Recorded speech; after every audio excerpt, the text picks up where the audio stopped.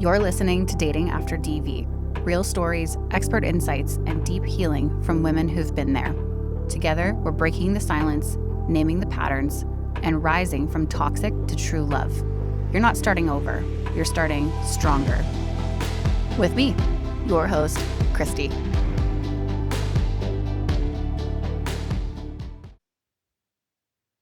All right, welcome back. Today we have with us Eric. He's a registered psychotherapist owning a clinic in Toronto specializing in men and mental health called Men Therapy Toronto.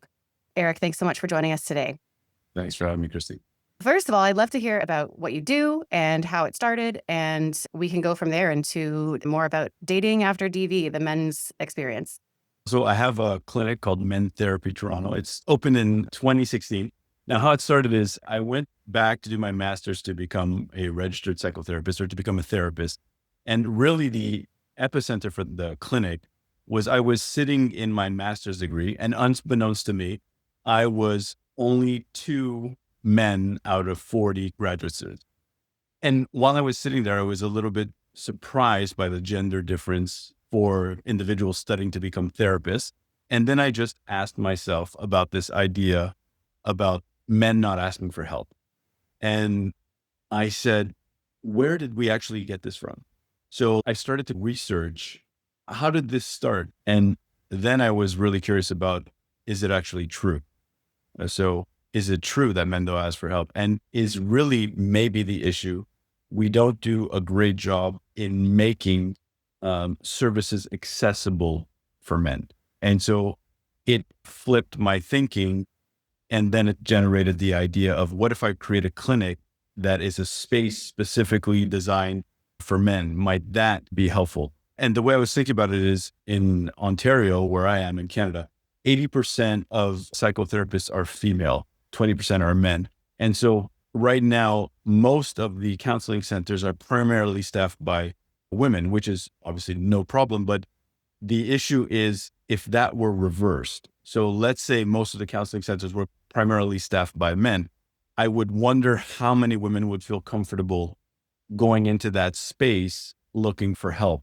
And so that was the genesis, really, about maybe slaying a myth about this idea that men don't ask for help. And maybe the issue is really one about making it accessible and creating a space for them. And that was the genesis. And so now we offer individual psychotherapy, group psychotherapy. Right now we're a team of 8, and it's been a lot of fun. We've served over 4,000 men since we've been open in 2016. So it's been a pretty amazing journey. Awesome. Thank you so much for the work you do. I've found it difficult to find men to share or to talk about the male experience. Even with a lot of the counselors and therapists I speak with, we resort to just saying he as the abuser and she as the victim. But in the outside world, men go through this too. In terms of what you deal with, I know you specialize in psychotherapy and then also men's sexual addiction. Where do you see an intersection with domestic violence with the man as the victim? I don't think a week passes in my work, personally, when I'm working with clients, that I don't ask them to envision, let's say we were watching a movie and you just told me everything you just said, yet the roles were reversed. So envision you were watching a movie and everything that you just said in that experience you just outlined that you had, but the roles were reversed. So in the movie, it was the male husband that did what you said to the female partner. How would you see that? And literally, honestly, there's not a week that goes by that I don't share that in session. And it's always the same. It's that would not be possible. Or I will ask them, what would you call that? And often they'll say abuse. And I have to be so mindful in my practice, because in my practice, it's very common that in a heterosexual context, that the female partner will hire or fire the therapist. So the partner will decide, my husband or my partner needs to go see somebody. But if what comes out of what they hear about what I'm saying doesn't land well, then I will get fired. But my client is not going to have any say in that, because it's like, well, no, that's not the type of therapist that's a healthy therapist for you. And so that's very common in the world that I live in. And so I would see the categories that come up, because we're a men specific clinic. it's really common for us to hear that. So the client will come in and I'll not be exactly sure what they're looking for from therapy. And they say, well, I've never done it. I think it's really important. I need to do it. And then the more we unpack it, oftentimes the clients are mandated by their partner. Hey, you need to go see a therapist because something's not working and you need to go see a therapist. And again, I'm giving you not all the time, but it's not uncommon that I'll end up hearing language where the message is that my client needs to man up. So my client is showing up in the relationship and is not manning up, right? So is not being assertive enough, is not defending enough. So that could be even in like just a family dynamic. So for example, maybe my client went to a family function and the in-laws said something to his wife that the wife didn't like. And then the wife gets really upset that, hey, you didn't defend me. You didn't protect me. And so that's one of the reasons why, let's say they're going to therapy because they need to man up and they need to whatever, change that part. And oftentimes I will use that as a springboard in terms of, have you ever contemplated the idea of telling your partner to woman up? And what would that even mean? Like that she needs to lose weight and cook more? What does that even mean? And so the whole framework for therapy is coming from a place of, it becomes clear to me that there's a dynamic in the relationship where something is off. And usually in these dynamics, what I will ask my client, and I will say arbitrarily on a scale of 100, if you had to arbitrarily attach a percentage about who has the power in the relationship, and I'm not talking about financial area, I'm just talking overall, how would you scale the power in the relationship? So basically, who decides what happens? And these are the clients where it's like an 80-20, where they're going to say 80% is my partner and 20% the client. And then the question becomes, well, what's going on with my client that in this dynamic in the relationship, they're giving up that power? And so what's the dynamic? Now, the general issues that we usually see where some type of domestic violence would come in, and we need to be clear, my clients would never even see, they would never even use that language. They would never Right. even think in that line. But so I will see issues of sexual dysfunction is a big one. So let's say the male client is struggling to perform in the bedroom. It's interesting that the partner might become very angry about that. And then my client is going to own that in terms of he gets sent to therapy because he has to do something about it, but he's doing it under a threat, like under this feeling of, if I don't fix this, I'm going to lose my partner. Like, you got to go fix yourself. Yeah. Anyone working with sexual dysfunction knows that it's not an isolated thing. It has to be done within the coupleship. But that is a big theme that comes up. That's the general thing that we see. Okay, so we have these women who are mandating therapy for their husbands. They're like, if you don't go to therapy, something's got to change. And, if you don't go, I'm out. This is our last ditch effort. What do you see in that when that kind of guy walks into your office? Interestingly enough, when that guy walks into my office, the two biggest things I need to do when this particular person comes in is, first, I have to identify what's the catalyst. So what happened specifically that drove him to therapy? And then second, I now invest so much time, and I'm going to use the word prying, but prying out of the man that he is mandated for therapy. Because usually when they come, they won't present it that way. What they'll present is they'll take whatever grievance the partner has been on my client for and just share that grievance.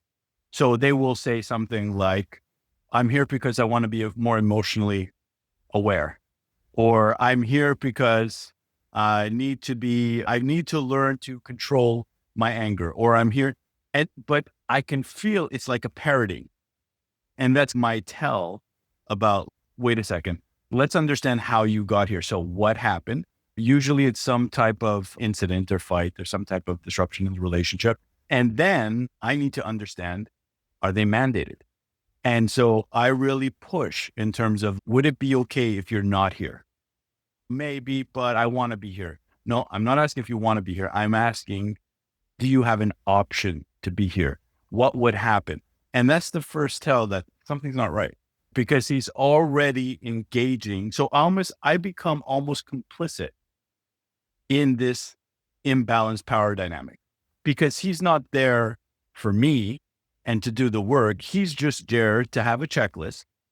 And literally what they do is they're like, depending on the intensity of the disruption in the relationship, he is going to have a checklist and he's just going to be checking things off the checklist.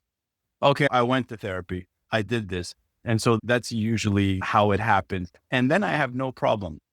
When I'm working with the client, I'm like, hey, listen, I have no problem that you're mandated here.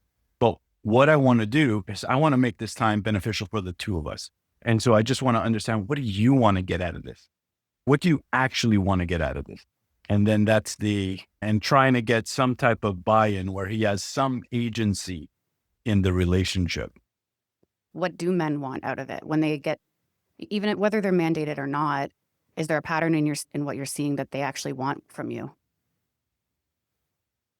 What they actually want is they want the relationship to be working, but they feel this frustration about a little bit like a whack-a-mole, where it seems like they can't figure out what they need to be doing to make it work.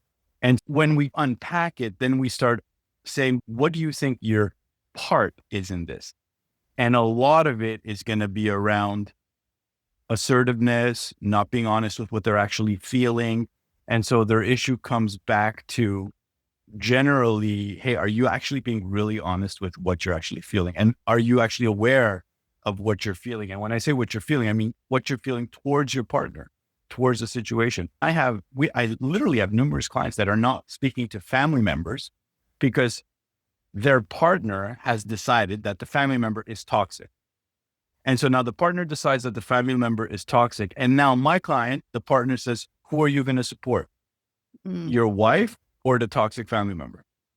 And then when you ask about what the toxicity is, he doesn't even agree with what's being determined as toxic. He's saying, hey, there's two parts here. I can see the other side, but he can only voice that with me.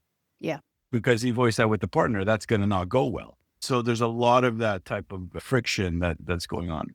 And they just want it to work. It's interesting you bring up the scale of power. In most of the conversations I've had so far with people who study psychology and relationships and narcissism and all this, it's this overwhelming swing of power on the one side, right? Versus the victim having much less, if any, power. Sometimes even like having food withheld or like finances for sure. And again, it's overwhelmingly men that we hear about doing this. And I would assert there's a certain level of shame of men speaking outwardly about, I gave all my power away to a woman. Or in the case of narcissism, they didn't even mean to give it away. It was taken from them in a manipulative, love-bombing way, attaching to the natural need for connection that we all have. Do you see this sort of thing in your practice with men? Yeah, I often say that the expression that's hurt couples, not just men, couples, and again, now I'm using the heteronormative ideas here, is happy wife, happy life. The way my clients rationalize this is that I'm doing what needs to be done as a good guy. This makes her happy. So what's the big deal? She likes to have things this way. That makes her happy. And so they can't even see that they're living under a threat. And usually that's the tool I use the most, which is I will regularly just get them to talk to me about what it feels like. So what's the feeling? And so what that looks like is, okay, you're going home from work and you're going to go, what's the feeling? What's the feeling? And interestingly enough, the feeling generally is fear. And it's really interesting when they share that this is the feeling. Now, they don't think in terms of domestic violence or any of that. And again, I got to replay that. I said, what if you were watching a movie Mm. We're seeing the wife driving home and she's really nervous. She's nervous about, I was supposed to step up and I'm not sure I've stepped up in the way that my husband wants to step up. Like, how would you feel watching that movie for that person? And what would you call that? And again, I am so mindful never to openly use the heavy words like Yeah. abuse or not at the beginning. We tread very lightly with that. Of course, we have these biological stereotypes where the man is bigger and more powerful than the woman. And we've got 6 foot tall men who have 5.5 foot tall wives. The men driving home in fear, I'm sure sometimes it's a physical threat, but largely it would be more, I assume, of an emotional or like a mental weight. Yeah, exactly. Because there's going to be a lot of derogatory language used. There's going to be a lot of either dismissiveness and just this overall sense that I can't do anything right. That's the overall sense. And interestingly enough, like often them coming to therapy is part of, let's call it the DV, because it's like they've got to go get fixed for not being able to do anything. And they don't even know why they're in therapy. And those are my favorite clients to work with in the sense that because obviously there's a tremendous amount of resource in them that they're afraid to tap into because they don't know what that's going to do to the relationship. And it could also be something like we do a lot of work with addiction and sex and porn. And it could be something where, you know, my client was watching porn and this becomes a tremendous issue, right? So there's a distinction. There's watching porn, there's lying about watching porn. So let's say there's no lying about it. There's just the watching porn, but maybe the partner feels that this is such a no, like a no-fly zone. They can't be doing that. And then there's all this anger around the fact that the client is doing that. But maybe the partner might occasionally watch porn, but that's okay because it doesn't have the same significance. Like, why do you need to be looking at another person? Just having your focus on me is that type of energy. A lot of things I hear from women, either who work with victims of DV or who have experienced it and have told their story.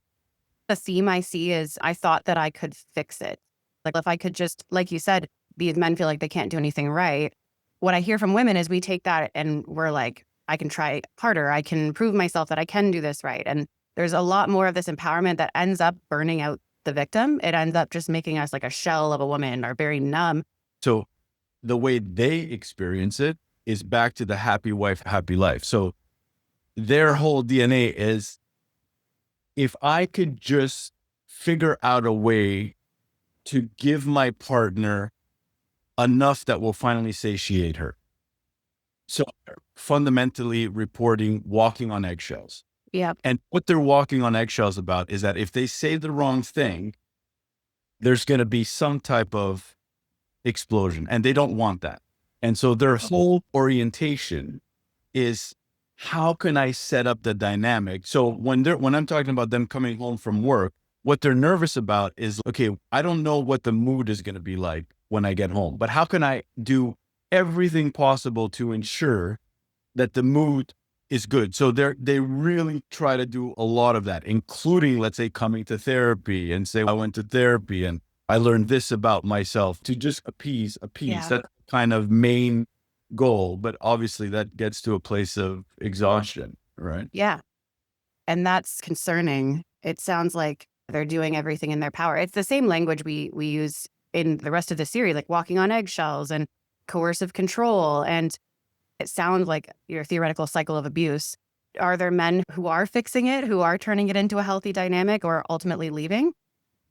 Yeah, I see that a lot. I see both. I see the leaving and I see turning it into a healthy dynamic. The framework that we use is really getting them to own that obviously there's something going on, that they're giving away this power. That's the language that we use.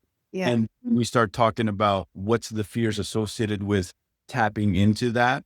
Obviously, this threat of losing the relationship, threat of whatever's going to happen in the relationship. And then we start playing around with what would it feel like. Maybe there's some history as to why they're feeling this way in that context. We'll have to address that. And then we'll also start playing around with what would it feel like to start stepping into your power. So all we mean by that is starting to speak a little bit more your truth, starting to let them know that this is what this feels like for me. And the categories that we generally see is, so there's the sexual dysfunction is a big one. The other big one is the provider category, right? Mm. The idea that if my client is not providing to the extent the partner felt my client should be providing to, and then they're going to go in a rabbit hole of trying to make more money, trying to get a promotion, trying to start something on the side just to address this provider thing. That's another big one that we see as well. When speaking about the way they give their power away and then empowering them, is that one of the main keys to turning something that is what we would say abusive into a healthy dynamic? And then if they decide to end the relationship, ultimately, is it they took their power back and it's not making a difference? Yeah. So the way we look at it is that my work with the client, or what I'm sharing, is that we want to put you in a position to make a more optimal choice. And so if you're speaking your truth and you're telling your partner that when you're talking to me this way, or when you're doing X this way, this is how this makes me feel, and this is how it lands on me. And then your partner completely dismisses that and continues doing that. Then I'm not here to judge my client about what they want to do with their relationship, what they want to do with their life, but I'm here to just let them see that, hey, this is the choice that you're making. So there, you have other choices available to you, right? So you could choose to accept this, be okay with this, if that's what works for you, or you could choose to say, hey, I'm worth more than this. So the only ones that get to, let's say, the repair stage is really when they start to share the impact, they start to change how they show up. So that might be, there's some boundaries that get set in. And then the partner acknowledges that there's something not right in the relationship. And then they end up doing couples work. I think it's really hard for this to get really done without the couples work piece. So there's that road, right? And then there's the other road where the client tries to put in the boundaries, shares what they're feeling. And for the partner, that's like a no-fly zone. There's really, and then my client is sitting in a position now that they get to decide. And some of them decide that they're willing to stay with this for whatever reason. It could be a cultural, religious reason around they've got married and that means lifelong or whatnot. And again, I'm not there to judge or force. I'm just there to help increase awareness and help them make a more optimal choice. The main reason that they're not speaking their truth is this idea that they're in this dynamic, in this relationship, and that their happiness is not as important as the other person's happiness, right? Right. Like going back to that expression. So that's one of the main drivers. And the other big driver is obviously terror of losing the attachment, which is very understandable. Yeah. That's why they're in therapy and whatnot. But again, in our case, in my case, because of the nature of my clinic, most of the clients, they don't see it as potential DV. They would never Yeah. come for a session to be like, I'm here for this. They're actually embarrassed when we replay the movie from the other way around. Yeah. They're like, no, that's not what this is in my case. My case is a little bit different. Or maybe this is an episode, but then we figure out that the episode's been going on for 15 years. It's a pattern. Yeah. I hear the same thing. And from my own experience, I refused to believe I was a battered woman. I was like, I just made him mad. I tried to talk it out and he was angry and I should have just waited. And especially why, as men, absolutely, I can see why you wouldn't want to be admitting that this 5 foot tall woman I live with is proving to be this patterned problem. Yeah. Because of my line of work and how regularly I hear this, is it would not surprise me if the next Me Too movement would be one geared towards women and talking about the issue around women's anger and women's violence towards men. So it wouldn't surprise me, just because when I started doing this work, it's interesting, in the training that I did for the 4 years of training, I didn't even realize it, but most of the case scenarios, the male was always the perpetrator. It Yeah. didn't dawn on me. And so I just assumed that I'm going to be working with a bunch of men, that they're struggling with their anger, and I'm going to work with Right. them. And it's the complete opposite. Wow. And I just hear this whole world.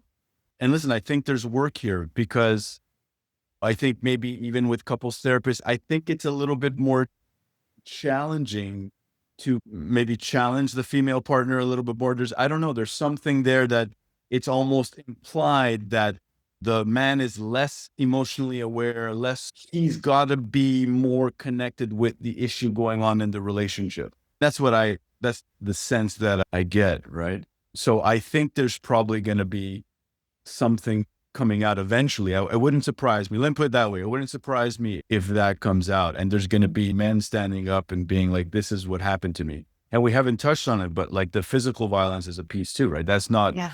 uncommon, whether it's with kitchen utensils, whether it's with hands, and it's really not uncommon. Yeah. Now I have to pull those stories out. Those stories don't come out. I have to ask, how bad did it get? And if I make it seem like I'm worried about how bad it got, it's less likely I'm going to get the true story. So I got to almost act, I'm just curious what actually went on when really inside I'm horrified. You mentioned that women are typically the more emotionally aware in the relationship. That's The stereotype. I'm not saying that's what's actually going on. That's the stereotype that the man is less emotionally available, evolved. And so as a result, if the woman is suggesting there's an issue in the relationship, it must be from a stereotype Right. point of view. Because she's the one reporting it and he's the problem. So is there any pattern is it an awareness thing on a mass scale when we talk about men speaking up and saying, it's not okay for you to treat me this way? Where I'm trying to get to is this energy of this idea of man up. Now we're talking here, but if you take a group of straight women together, they will regularly use that type of language. But we don't have that framework. I don't think as men, I've never used an expression like she needs to woman up, or Yeah. there's something in that area. Misogynist, we would call it. If a man on the media, like Andrew Tate, like people Yeah. would say, if he said woman up, they'd be like, oh, that's misogyny. But you're saying that women are constantly, he needs to man up. Where do you think that comes from? I think we're in this kind of little vacuum where we were in a patriarchal type of society, male dominance, and now we're moving away from that. And so there's a little vacuum about what does it mean to be a man? What does it mean to be a woman? And we're just trying to fill that up. And I think in that vacuum, there's a little bit of this, confusion going on. So I think there's something there because what we say, we have this idea of what it means to be a healthy male. And so for us, it's not about the outward expression. It's really the inward energy. And we say, if you're coming from a place of love, which is from a non-sentimental way. So for example, establishing a boundary is a form of love for yourself, right? That's healthy masculine. It's the energy that's coming out of whatever choices you're making, right? That's how we see it in my line of work. So that was a little bit of a long-winded answer, but it's just that kind of double standard is something that's really fascinating for me about, we just accept it as this inevitable, right? This whole entire podcast series is coming out of this unhealthy dynamic, speaking your truth, having your power back, becoming yourself again, and creating healthy love. And what I'm seeing is like this pendulum swing. What would you say to these women, the wives of your clients, to help them understand what's going on and what their part is? I think what I would say to the women, if the women are listening and they're in a situation where they're not happy in their relationship and they're convinced that the issue is their partner, I would say that's a tell that you're wrong. And the tell is you're in relationship. So there's two people there to tango. And so I would not disagree that there's an issue in the relationship. I'm sure that's accurate, but both parties are contributing. And so the tell is probably, if you're wanting him to go to therapy, the probably first stop is couples therapy, right? Because when there's the premise that the other person is the problem, and then once the other person fixes themselves, we'll be good. That doesn't work in any form. It's not if I have a job and if my manager is finally behaving the way I want him to be, it doesn't work that way. Yeah, that would be my first recommendation, that if you're seeing the situation, obviously I would say that to men as well. I don't have that as often, but if men come in and just complaining about their partner, the natural first step is that it just can't be, it's 100% all on one side. Yeah.